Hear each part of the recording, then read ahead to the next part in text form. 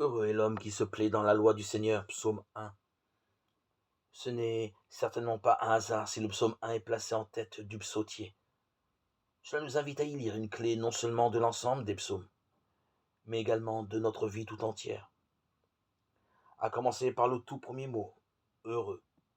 Oui, c'est tout le projet de Dieu, que nous soyons vraiment profondément heureux, de cette joie que nul ne pourra nous ravir, promise par Jésus à ses disciples, le dernier soir.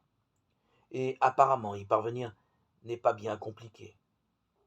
Se plaire dans la loi du Seigneur, c'est l'accueillir de bon cœur pour ce qu'elle est. Un code de bonne conduite en quelque sorte, un code de la route, pour le dire autrement.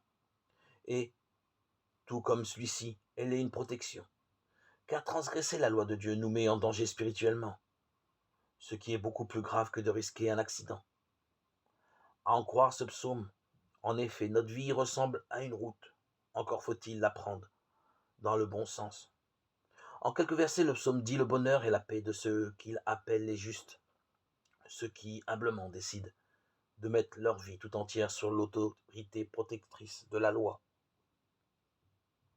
Ils ne sont pas parfaits pour autant. Il n'y a pas d'homme qui ne pêche, disait le roi Salomon, 1 roi 8, 46. Mais ils essaient au jour le jour de s'ajuster au projet de Dieu.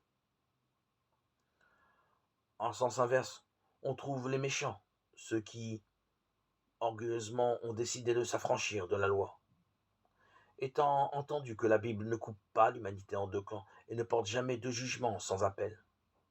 D'une part, elle oppose des comportements non des individus. Chacun de nous émarge peu ou prou aux deux catégories.